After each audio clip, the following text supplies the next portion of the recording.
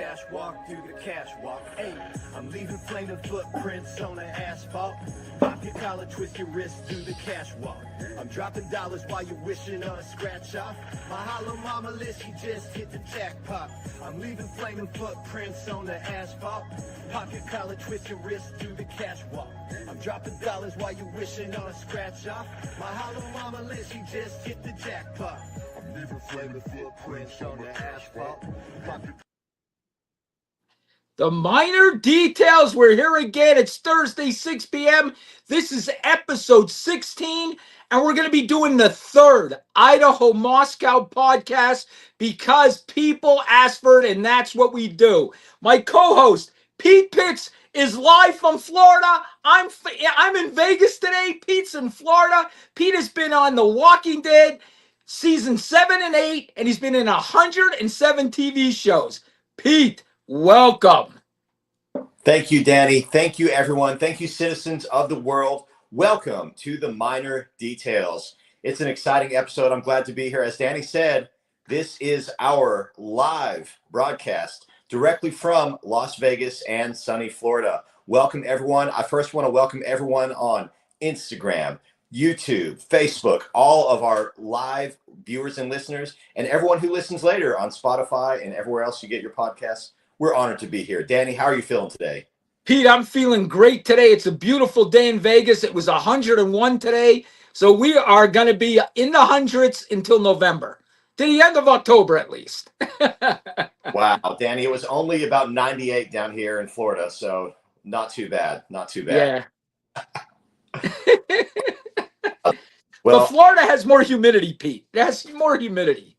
That's true. That's true. A lot of people continue that debate, dry heat versus humid heat.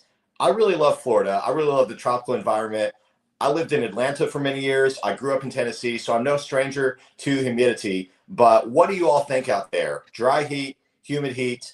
Some people say no heat. Some people love to live in Canada where it's very chilly. And hey, at the end of the day, we respect everyone. And by the way, Danny, how many cities have we been listened in this week? Oh my God, Pete. So everybody knows we have been downloaded in 149 cities and 15 countries. The country of Kuwait.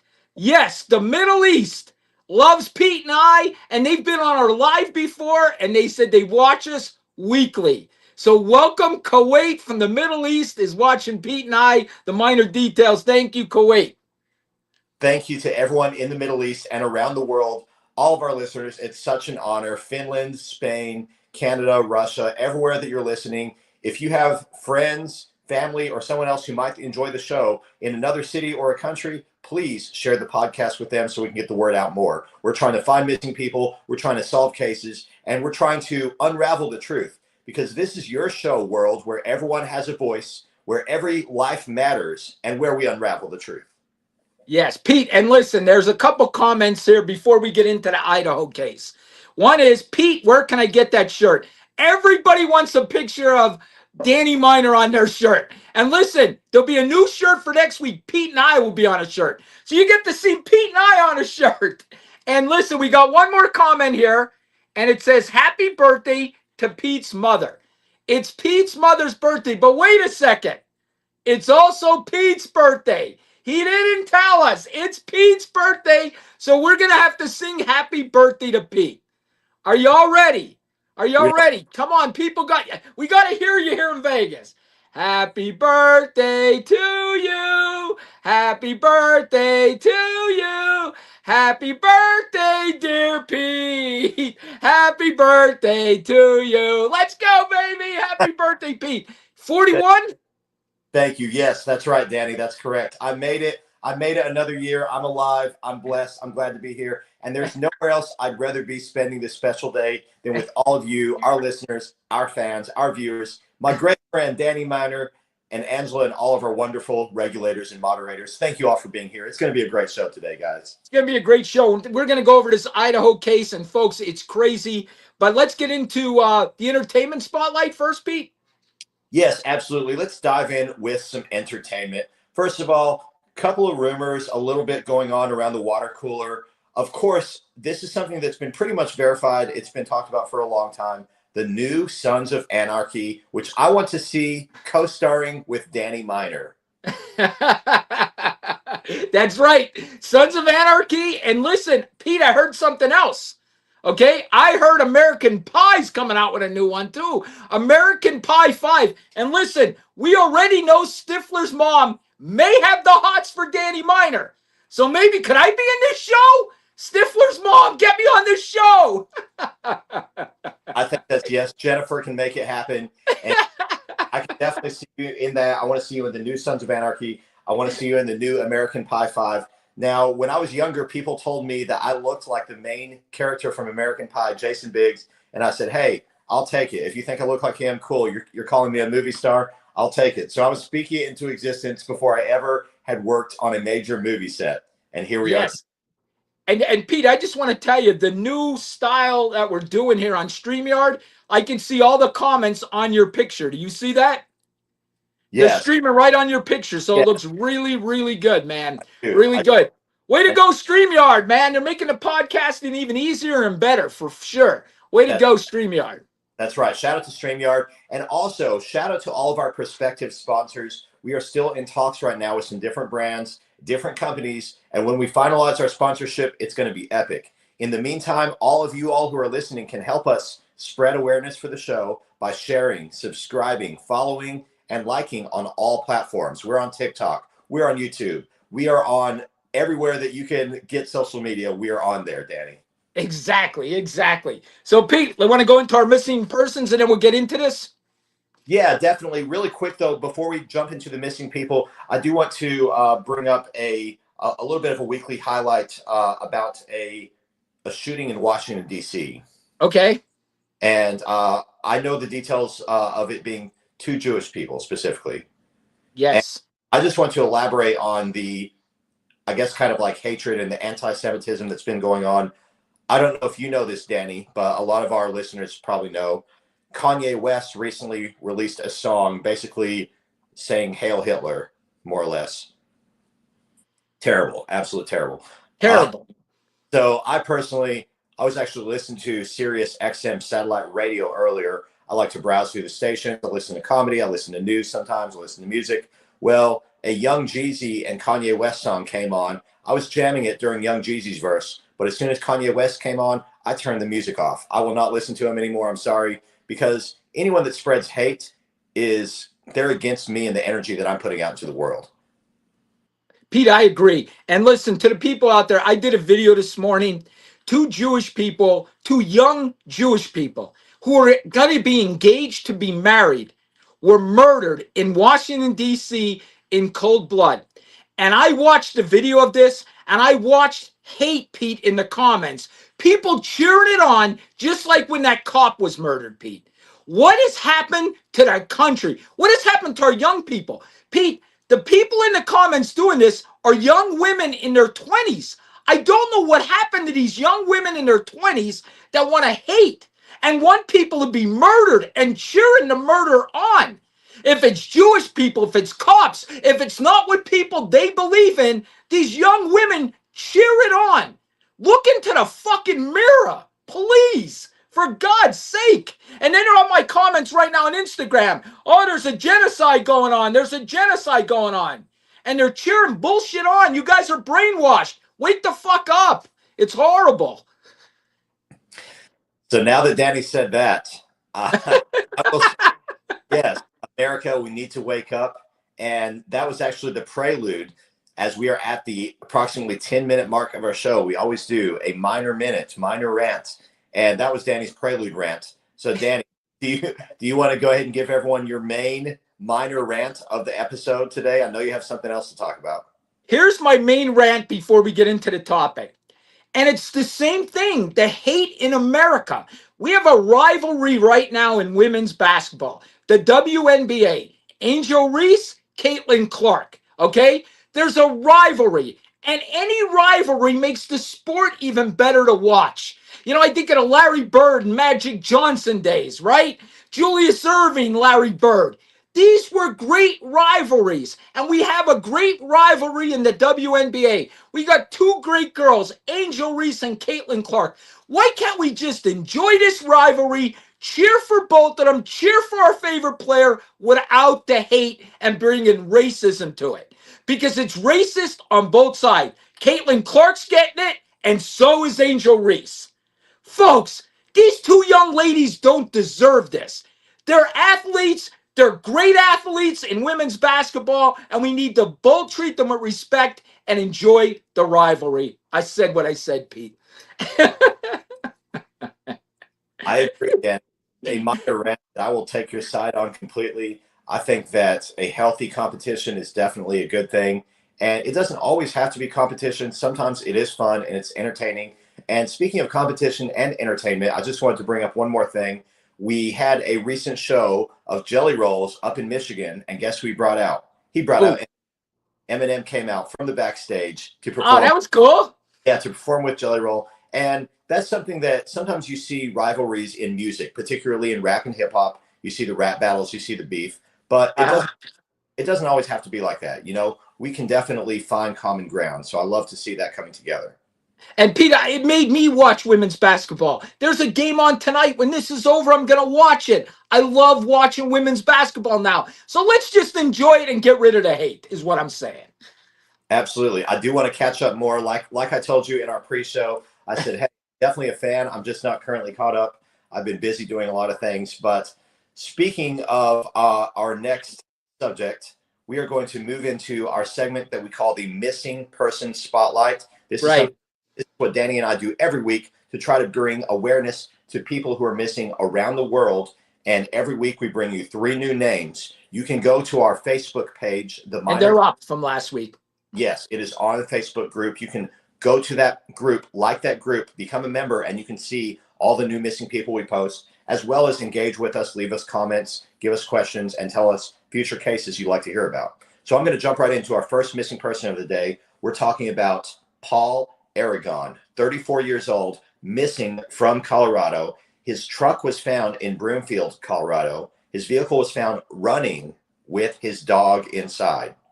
I just want to stop right there because I had a dog for 15 years and 10 months. Just lost him recently. There's no way on earth I would ever, ever, ever leave my dog inside the vehicle and abandon him, ever. So that alone tells me that something happened to Mr. Aragon, and I hope that the public can help find him. His mom reported him missing. At the time, Paul was living in his truck. He was struggling financially, but he was likely working in Lakewood or Littleton, Colorado. It's unclear why his truck was found off Edgeview Drive in Broomfield, but we're going to continue looking, and our prayers are going out to the family of Paul right now. Yeah, and folks, that just recently happened. I did a video on it this morning. So if you could go to my TikTok, share it. That's how we got to get the word out to get it back. And folks, we're going to do something a little different with the other 2 cases. We look up missing people all the time on this podcast, but there's also people that were found that have never been identified. We have 15,000 people that were found in the United States of America that were never identified, Pete. And I'm going to start putting them up on our website too, because these people deserve to be found by their families. They're already found. Nobody knows who they are. And we have 85 people in Colorado that were found, but their families have no idea. We don't know who these people are. They're the unidentified. Name Us. That's what it's called. The site is called Name Us, and it's all missing people that were never identified but found. And I'm going to mention 2, and I'll put them up on the website. There was a race unknown. They have a plastered face of him that they made. It's a male, race unknown, 20 to 30. He was found November 23rd, 2006. I will put that up. And then in Adams County, Colorado, we have a Hispanic Latino male, 50 to 60 years old. That's what they estimate. They got a picture of him. He's been missing December 13th, 2016. Folks, we're going to start putting them up on our Facebook page because they have never been found. They're found, but their family don't know they're found. They're unidentified. Help us find them, their families. I can't imagine, Danny. I can't imagine the uncertainty And as some of our listeners know, and you know, Danny, I lost my little brother in 2009, the same year that I found and rescued my dog Champ, who basically became my guardian angel and saved my life.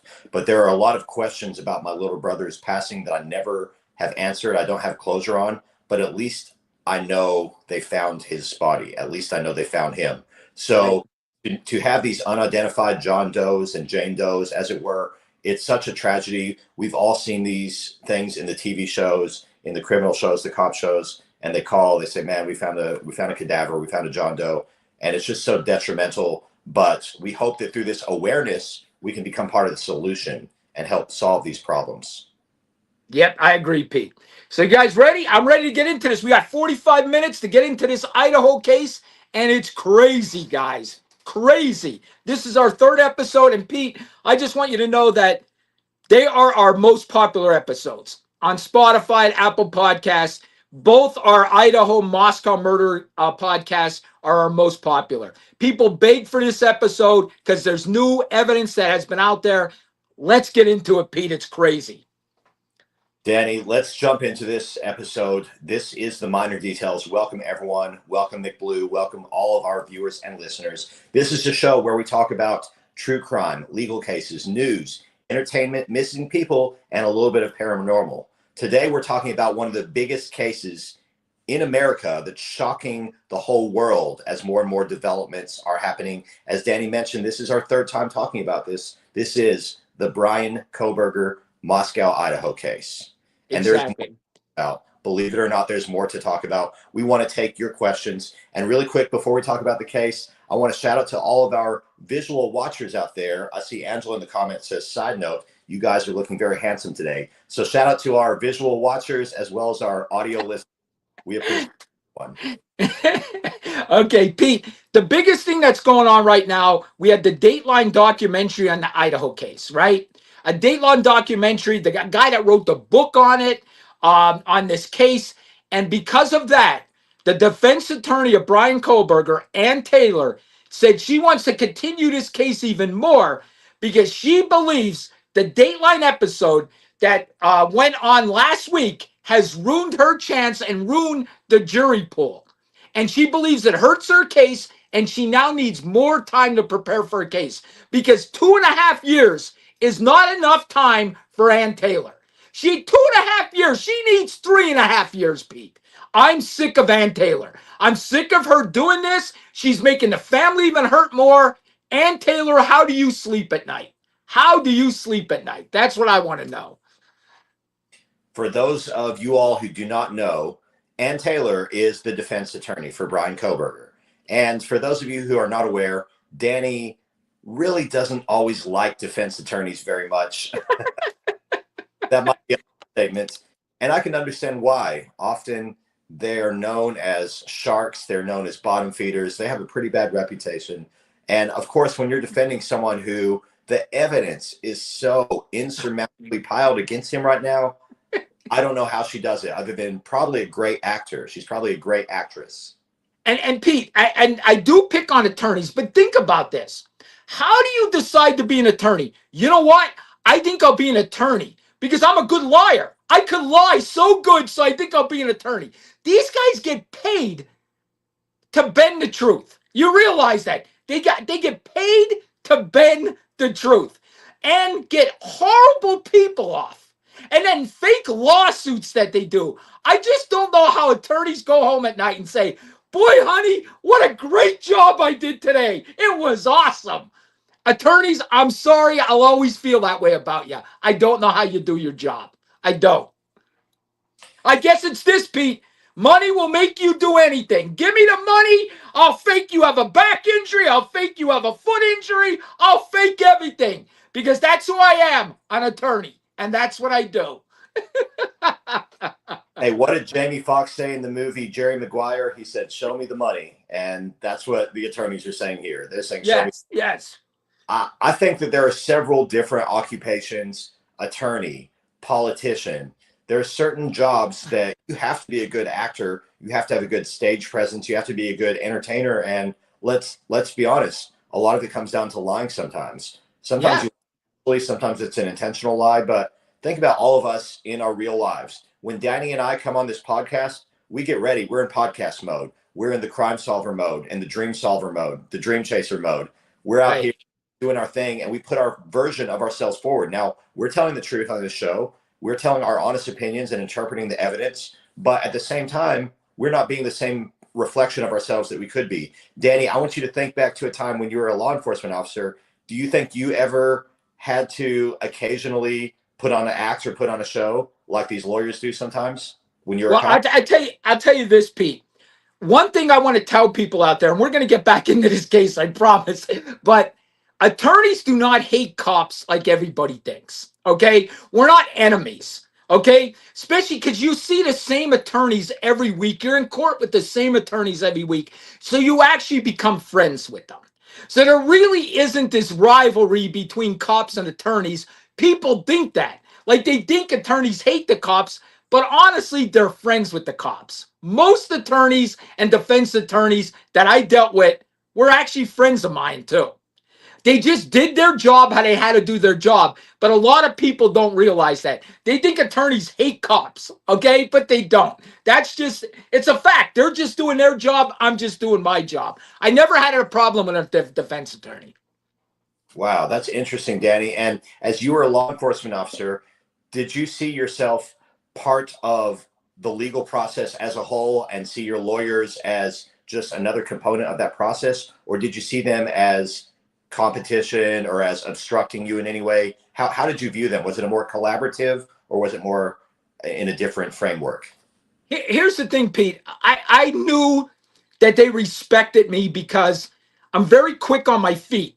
So you're not going to screw me up on the stand. Okay? You're not. And I know they respected me. The one time this high profile defense attorney, I got off the stand and they let the jury go and we took a break and he comes out there and he looks at me, he goes, "They believed every fucking word you said." He goes, "I'm screwed. They believed every fucking word you said."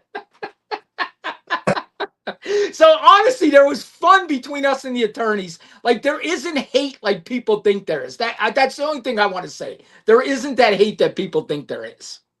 Okay, wow. So you saw attorneys more as another crucial part of the law process, and so you respected them. That's cool. That's cool. Yes. Speaking of the attorneys in this case, obviously one of the first things that happened was Brian's defense said there's no way he can get a fair trial in Moscow, Idaho. The population of Moscow is around 25,000 people or less. So they said have to move the trial to Boise, Idaho. Boise is obviously a much bigger city, about 10 times bigger, population 235,000 or so. But my question is, the reason for their moving was the nature of the small town versus better opportunities they might find in a larger metropolis area. But my question is, are you going to be able to get a fair trial, or are you going to be able to get a trial with jury members who aren't aware of the facts of this case anywhere? This is such news, right? Oh, listen, I mention this case everywhere I go. I was playing poker the other night, and them guys are like, "How did you get popular on TikTok?" And I said, "The Idaho Moscow murder case got me popular on TikTok." And everybody at that table knew about that case, Pete. Everyone. So you're right. I mean, everyone knows about this case because 4 innocent young people were murdered. And that hits the heart of Americans because we're all parents, we're all brothers and sisters. And this case just, it crushed people. And that's how people know the case. And it is going to be hard to find a jury. I agree. Danny, what is the very first thing, the first word or the first phrase or idea that you think of when I say Idaho? I think of murder. I think of Brian Koberger. Idaho is now on my head as that's where that murder happened. I'll always remember Idaho, not for potatoes now, but for this case. And it's sad. It's true. It's totally true. So for me, that was the first thing I would think about when someone would say Idaho. I'd think potatoes. Then I might think I might think football a little bit, and then I might think Coeur d'Alene, Idaho, which is where I have some friends who used to live, and they always describe this beautiful place, Coeur d'Alene, that I've not yet visited. But yes, it's sad now that when we're thinking of the state Idaho, we're automatically associating this terrible murder and this string of murders to it, and with good reason. As we're going to talk about in the episode, Brian Koberger was very busy in the months and weeks that led up to this event. He was Googling quite a bit. He was searching for some very noteworthy topics, to say the least. And Yes. a lot of people will say, including Ann Taylor, his defense, I'm sure she will say, well, he was a criminology major. He was going for a PhD in criminology. So he was searching for these subjects because he needed to know it for school. Isn't that what you say? Yeah, and here's the thing. What Pete's trying to say is he Googled Ted Bundy a couple times. I don't know if you know that. He Googled Ted Bundy. He Googled serial killers. So why would he have done that? And then Pete, he like took pictures of himself and then took pictures of his car. Like he was going to be some kind of idol. You know what I mean? Like, why would you take photos of yourself like that? Then take pictures of your car. And folks, Pete, the biggest thing that I took from the Dateline episode, and I don't know if you heard this or anybody else, they pinged his car. You got to realize he was in Washington, not Idaho, Moscow. He was going to college in Washington, which was miles away from Idaho. He took 23 trips to Idaho. They pinged his cell phone and he was around that house 23 different times. Now, to the Kohlberger lovers out there, why do you think he took a trip to their house 23 times? What do you think that was? Like, how does Ann Taylor get away with that? Like, what is she going to say why this man was at that house 23 times? What's she going to say? And Pete, I don't know if you know this, they got video now of his car leaving the scene, racing out of there. You could tell it's his car. He almost hits other vehicles. So they got the car leaving the scene and pinged there 23 times. He's done. He's done. This guy has no chance of being found not guilty. None. He's going to get the death penalty. The car and the cell phone pings alone are very, very big pieces of this puzzle, and not to mention the Google stuff. So let me just go over a couple of specifics of things that he Googled. First, he Googled Ted Bundy, just in general. Then he Google searched sociopathic traits in college students. And he also searched, can psychopaths behave pro-socially? Then he searched, when can a cop detain you? He watched the Ted Bundy Netflix documentary special, or sorry, Netflix special show. Then he watched a Netflix special later on about the Idaho murders and how it compared to Ted Bundy later on after the crime, but before he was arrested. So a lot of people are going to say the obvious question, was Bryan Kohberger trying to emulate or copy Ted Bundy or pay homage to him? Yeah, 100% he was. I agree, Pete. Don't you think? The evidence seems to pile up. Now, again, I know what the defense is going to say. The defense is going to say all of this was for his class. It was all for school. Really? Yeah, I know I know because, again, they get paid to bend the truth. They don't want you to see the truth. They want you to look over here, okay? So you don't see the truth. And Ann Taylor's very good at that. She's very good at that. And Ann Taylor, I just want to tell you, if a miracle would happen, you got this guy off, what kind of trophy actually is that for your life? You're going to be known as the girl that got the guy off of murdering 4 young people? Good luck with that. I wouldn't want to be known for that, Ann Taylor. I wouldn't want to be known for that. And I know she's just doing her job, but what she's doing, delaying this case, is hurting the victims' families, and I don't respect that, Ann Taylor. I'm sorry, I don't respect that. No, and a lot of our listeners may not know, Danny and I actually committed long ago to go to Boise, Idaho, to be there in person, and we will do our podcast from Idaho that week. We will do live question and answers with people outside the courthouse, and we will actually bring you local testimony from Idaho as we go to attempt to help unravel the truth and get people the answers they're searching for, because it's devastating. This has rocked America. This is rocking the world. And obviously, we need an end to these horrific crimes. We need a better America. We need a better world. Danny gave up on the world a few episodes ago. I said, I did. I said, Danny, is there any hope? He said, I don't think so, Pete. I don't know, but I don't think so. And I said, Danny, let's hope there's a little hope. Let's hope for some hope. So things are bad out here. So we want to make things better. Isn't that right, Danny? Yes. And you know what? Here's the biggest thing I took from the Dateline episode is we finally found out how he lost the case, how he lost the sheath. They gave a thing of how he lost the weapon. Because, I mean, the sheet, the carrying case. And this is how they're saying he lost it. Pete, they believe Maddie was his target. Okay? So they believe the minute he walks in the house, he goes right upstairs to her room. Like the second he walks in, he's going to his target. He's going to go right up there and kill her. When he gets up to the room, Pete, he realizes that she's sleeping with the other girl. The other girl is in her bed too. So there's two girls in the bed. Okay? He didn't expect this. So he starts to murder these two. The other girl is in the kitchen. Okay? She hears something. She runs up the stairs. He sees her, chases her down the stairs, and that's when he lost the case. So the other girl hears it, runs up the stairs. He chases her down, murders her, and then Ethan is laying in the bed, and he swipes him with one knife cut, kills him, and then they said, for some reason, he carves Ethan's legs. Whatever that means, tried to cut the guy's legs off. I don't know what that means, but they said he carved his legs. And then after he finishes killing the girls, he sat on a chair, Pete, and like just was exhausted. They have his ass sitting on a chair, his ass print, where he just looked over the scene. Then he gets up, walks downstairs. I assume he's tired. The other girl sees him, closes the door. He leaves. He must think, I'm tired. I murdered all these people. I'm out. That girl got so lucky that he did not murder her, Pete. It's a miracle. But that's exactly what happened. Wow. A couple things I want to ask about that.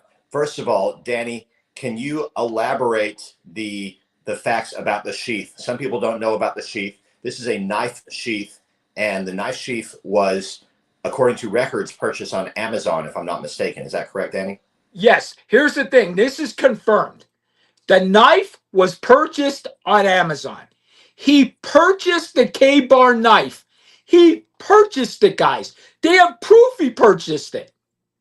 To the non-sayers out there, and Pete, there is people on TikTok. The one guy, let's just call him Little Birdie, okay?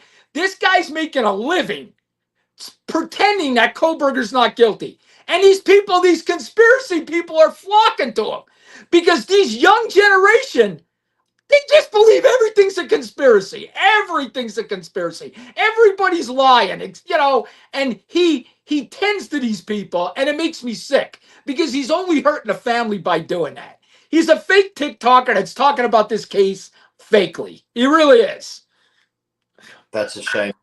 We know that entertainment is obviously allowed and we encourage free speech, but when you're actually twisting and using things against the very nature and the fabric of what's wrong with the world, and you're doing it in a way that's just really set up to hurt people, then man, come on, like, why are you capitalizing on that? And I'll say that about anyone who's out there looking to capitalize and looking to get fame on a horrible crime or on a horrible action.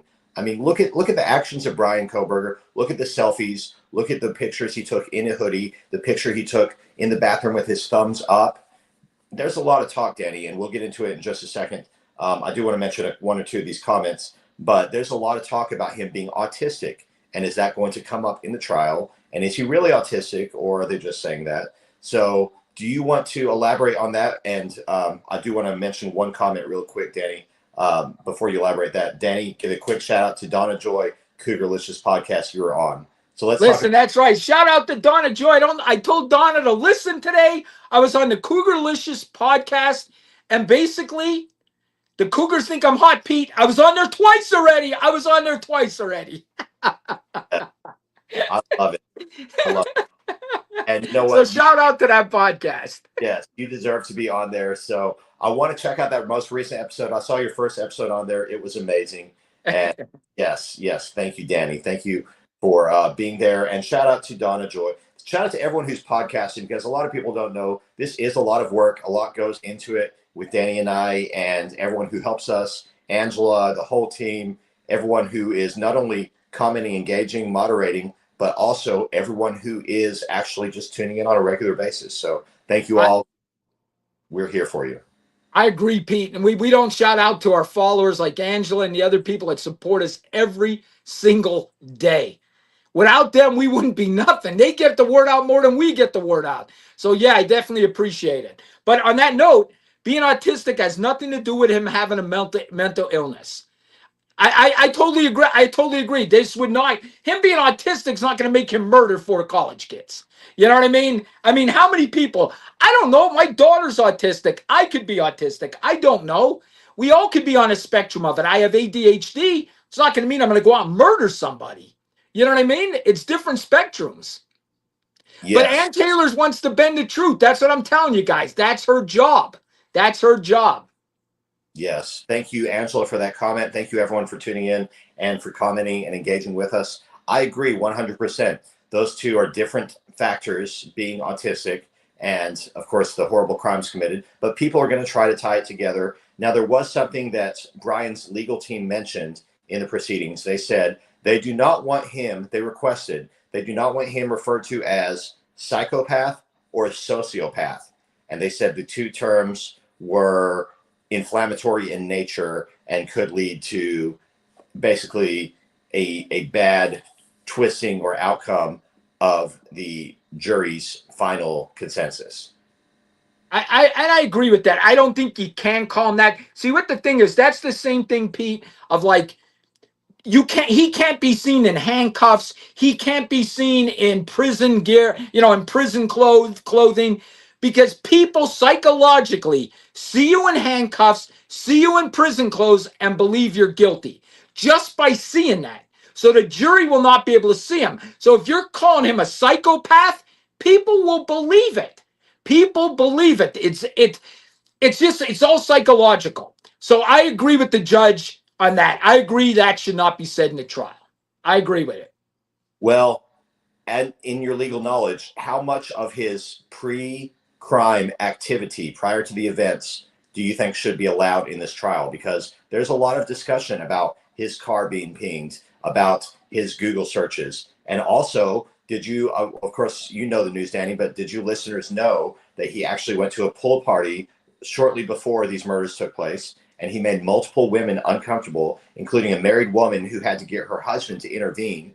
Then he got the phone number of a young lady named Holly at the party, and he texted her a very weird, awkward text, and it was something about, hey, it was nice to meet you. We were talking about hiking. That sounds like a very enjoyable activity. Let me know. And she never responded. And I'm going to be honest with you. That text message, I seen that on Dateline. That text message was, to me, because I look into this, it was a little bit autistic the way he did that text message. Like, I like that activity. Do you know what I mean? That, to me, that's a strange way to say that. I like that activity. To me, that's just strange. Like, he should have said, hey, we're talking about hiking. Let's get together someday and go hiking. That would have been the real text message, not I like that activity. That's a weird way to say it. I agree. You're 100% right. I think so too. And that's interesting. I would have just said, hiking, that's cool. Let's hit Mount Charleston. Let's go. Yes, not like I like that activity. That's an autistic thing to say. So he may be autistic. To me, that's kind of like an autistic thing to say. It is possible. And I think that's something that's interesting just to talk about for one moment. And let's and our viewers comment in. What do you all think? How much of the way we say things communicates effectively about us? Because the way that we say things is often just as important as the actual words we choose to say, as Danny just revealed. Exactly. And we do that in police work. We can find out people lying by just the way they're talking, just the way they're saying. If you use somebody in a past tense, Pete, but they're supposed to be still alive, why are you using them in the past tense? So words are so important, especially in police work. We use it all the time. Words are so important. The phraseology is everything. And even before words, even on a larger spectrum, is the initial nonverbal communications. Of course, those happen in person. In person, you can nonverbally communicate all day long. Over a text or over digital communication, it's kind of hard to be nonverbal. But as we know, the way we present ourselves, the way we stand, the way we carry ourselves, these all say a lot.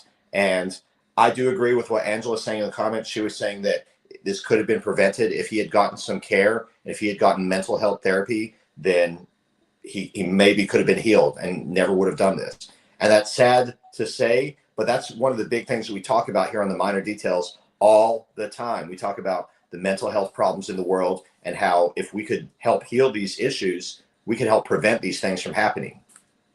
I agree, Pete. And you know what? I forgot to say one other thing. You asked me, what are they going to let all be brought up? All of this stuff about his phone being pinged, all of this is all going to be brought up. It's going to be allowed. The only thing that's not allowed, you can't talk about criminal history of the defendant. So now I don't think he has a criminal history. I think there might have been a harassment where he was stalking some girl somewhere, but you cannot use somebody's criminal history. Let's just put it this way. Let's say Koberger had 25 arrests before this. They cannot bring that up. You cannot bring up former arrests like that.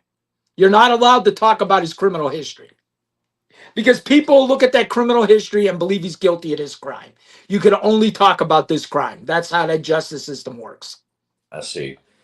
I think that having the criminal history is obviously something that can be referred to in a way of this is their behavior. This is the behavior pattern. If you see arrests like every year, for example, for the same type of thing, it's safe to say has not been rehabilitated and doesn't care and keep doing it.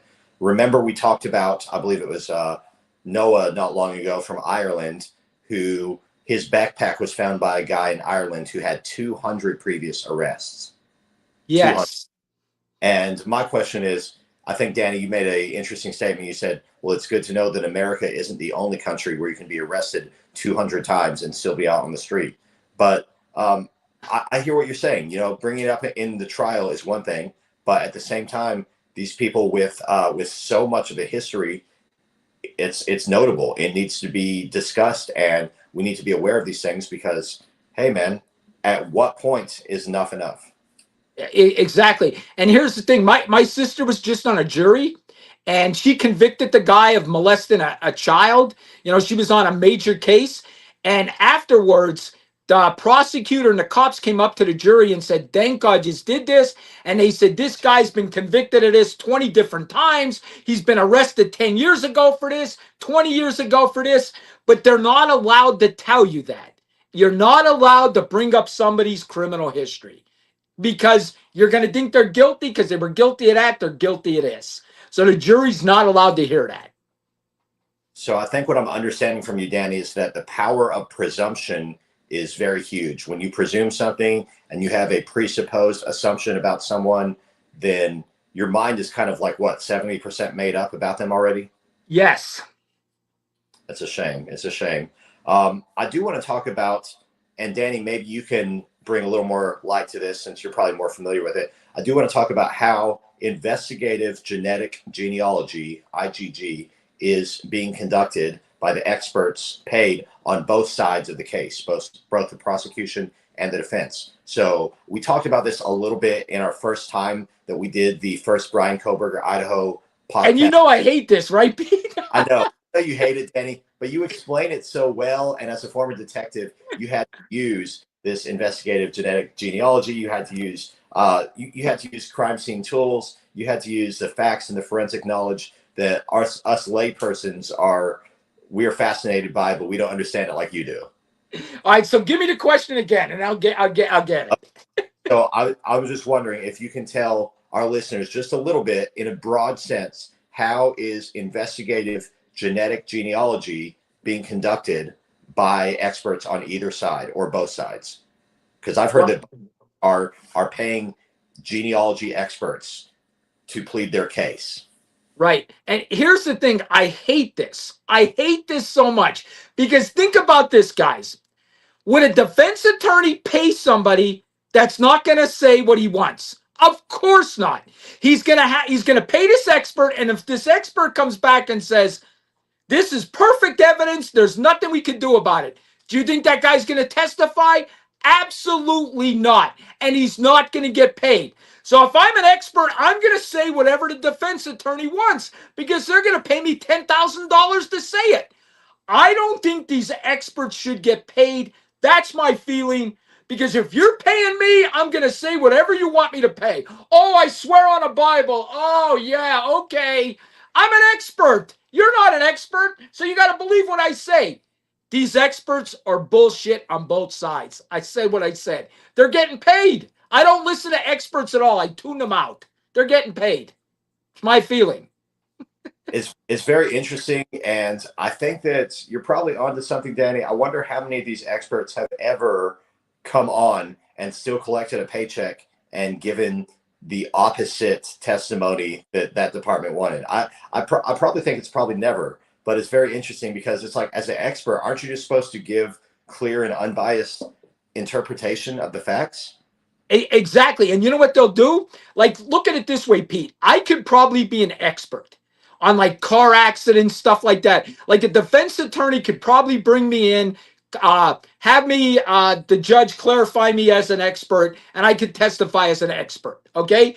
But if the defense attorney comes to me and says, hey, do you think this car accident happened like this? And I say no, do you think the defense attorney's going to hire me? No. Then he's going to go to Pete, who's a cop, and he's going to say, Pete, you're going to be my expert. Do you think this is how the accident happened? And Pete's going to say no. And guess what? Pete's not going to get hired either. Then they're going to go to McBlue, and McBlue's going to say, I agree. That's how the accident happened. Oh, here you go. Here's 10 grand. Sit on the stand and say it.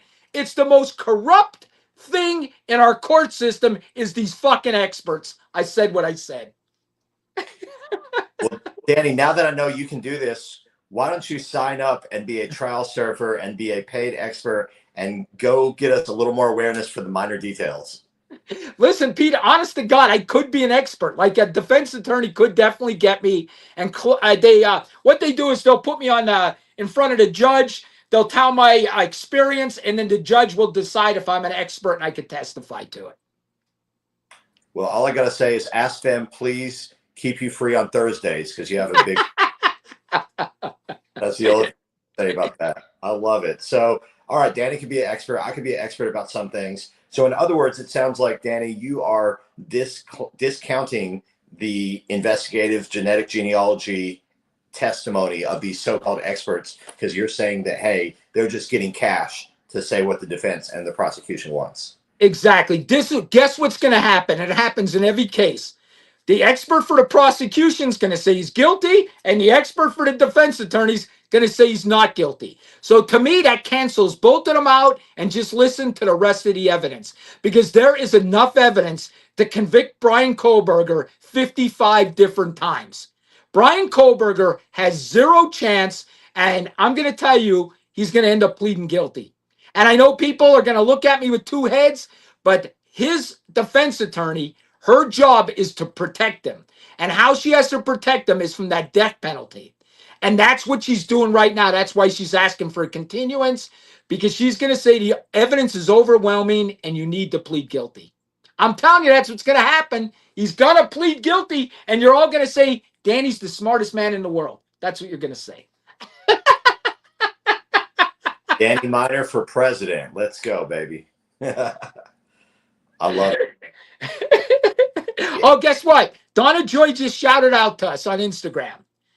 Thank you for the shout out, Danny. You're right. Cougars think you're absolutely great. Thank you. Shout out to the Cougar women out there. Thank you. Yes. Shout out to all of our Cougar listeners. Shout out to all of our Cougars, our Cubs, all of our animals out there, all of our furries. We love you all. Hey, we only have 12 minutes left in this episode, and I want to make sure that we go over all of the different and new evidence, the different and new facts, because there's a lot to talk about in this case. But yes, we've done previous episodes about this topic. We talked about the initial case. We talked about the 911 calls and why there were so many people at the house before the cops even came. But let's just really quickly, as we're starting to wrap up, Danny, let's go over what evidence do we have, because we talked today in this episode already about the same car description, the video camera footage of the car, the cell phone being pinged multiple times at the same location. We talked about the murder weapon being purchased on Amazon. What about the overalls or the coveralls, Danny? Do you want to mention that? That was purchased at Walmart. They got the receipt for that. And then him leaving the sheath at the scene, the case with his DNA on the case.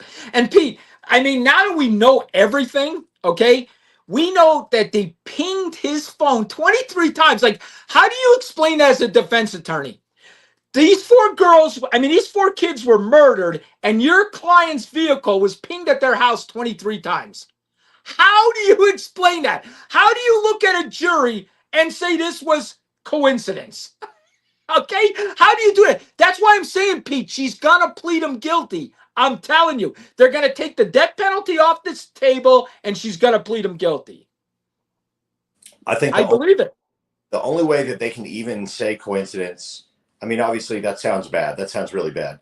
I think the only defense that they're probably going to use is some sort of tie-in that we haven't seen yet. Oh, by the way, Brian had a childhood friend or a guy he went to school with in his first semester who moved out there and he just happened to live 2 blocks away or something. I don't know. They're probably going to try to come up with something like that to find a correlation between why he was in that area. If they can't, then yeah, they'll probably say, oh, coincidence, just coincidence. Because even right now, Danny, they're saying, well, how do you know Brian knew the girls? Brian didn't know him, so there's no reason to indicate that he would do that to them. So what do you say to that, Danny, when the naysayers and the Brian Koberger is innocent people say Brian didn't know these girls, he didn't know these young ladies? Pete, when I hear these people, I have to block them because I want to say so much to them that I have to stop myself because I'll get banned. Okay? So I just want to say you're a stupid idiot. Okay? That's what I want to say. And you're looking for views. Pete, I've never seen a case with so much evidence. I've never seen a case. They caught him purchasing a weapon. Okay? He left the case at the scene with his DNA. They got his car pinged, his phone pinged outside the place when the murders happened. They got his car leaving the murder scene fast and almost hit other vehicles.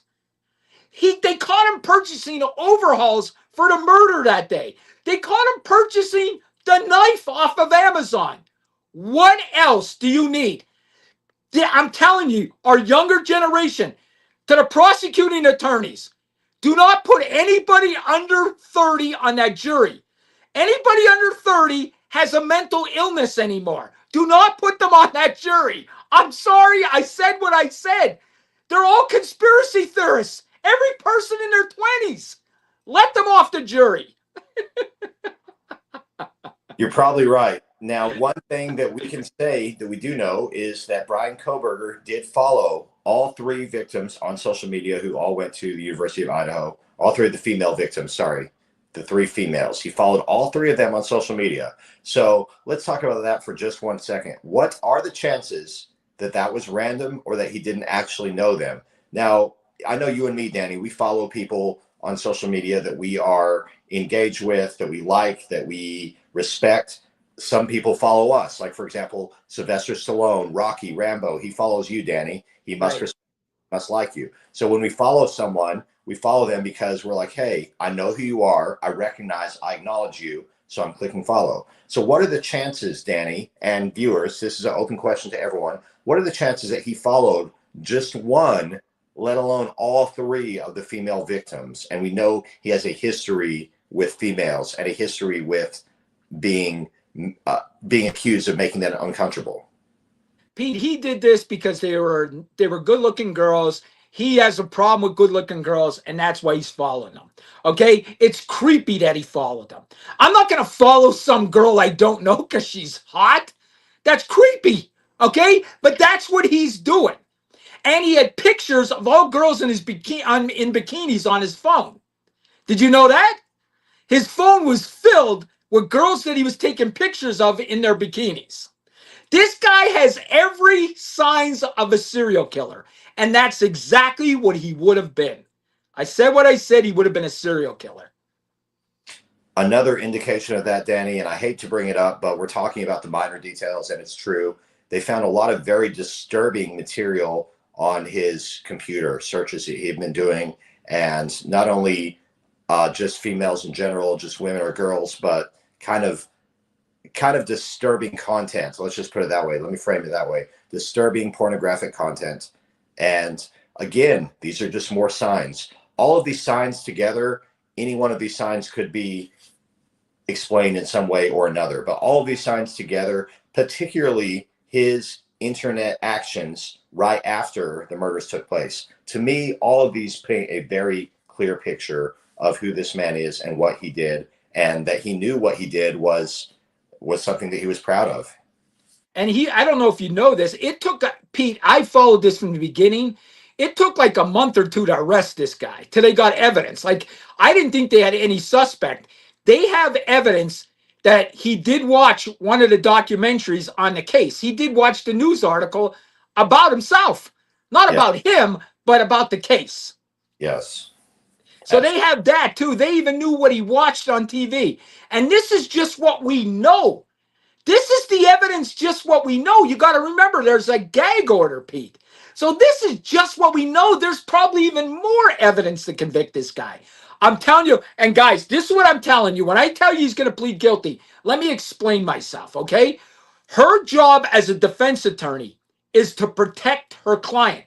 That's her job with the court system. She got to protect him and lead him to, he makes all the decisions, but she got to lead him to the right decisions that he should make. That's what a defense attorney does. She puts it all in front of him, but he's the guy that makes the decision. But she's going to go to the point, and I think she's at that point now, where the evidence is overwhelming, and she knows he's going to be convicted. She knows it.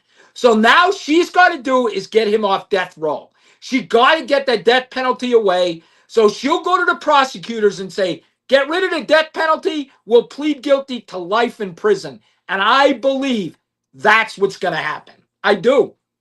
But the victim's family might not agree with it. And if the victim's family don't agree with it, then there'll be a trial.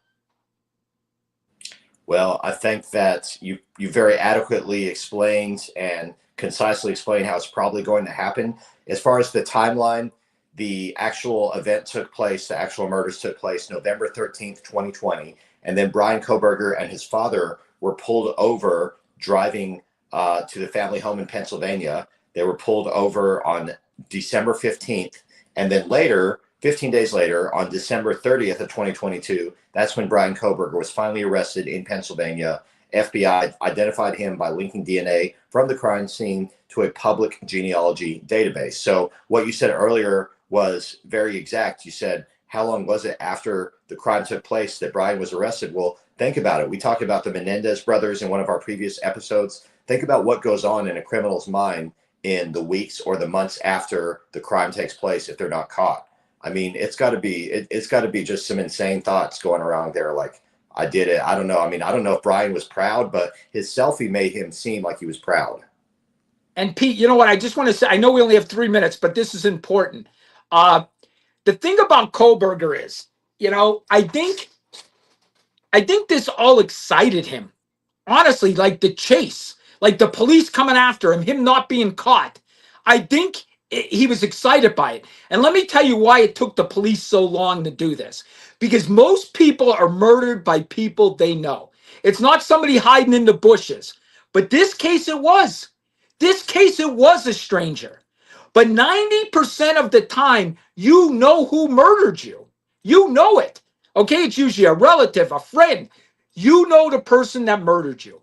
But in this case, this was stranger danger. This was the horror movie, the guy hiding in the bushes. This was the 10%. And that's why it took the police months to arrest him. Because they had to go from scratch. Because it wasn't somebody they knew. It's hard to find a stranger that murdered you. It's fact. Well, it's such a shame that the biggest name that we hear being mentioned affiliated with this case is Brian, because I want to just keep mentioning Kaylee and Maddie and Ethan and Xana, you know, the original victims who obviously these are the people whose lives were lost. And it's horrible when people are committing these terrible, atrocious crimes. It seems very clear that the evidence is piled high, pointing at Brian, and yet still the defense insists he is innocent.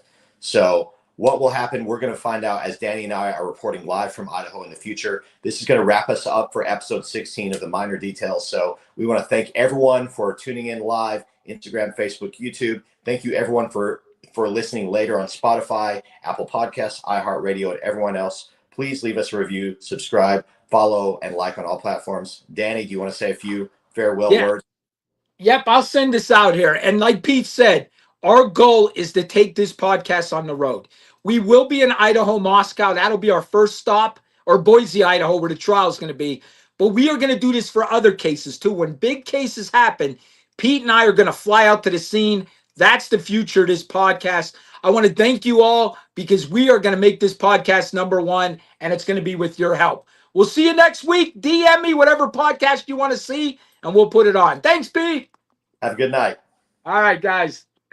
Do the cash walk, do the cash walk. Hey, I'm leaving flaming footprints on the asphalt.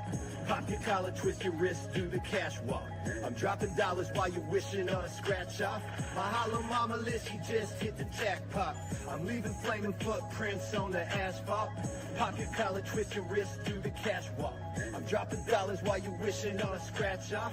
My hollow mama list, she just hit the jackpot. I'm leaving flaming footprints on the asphalt. Pop your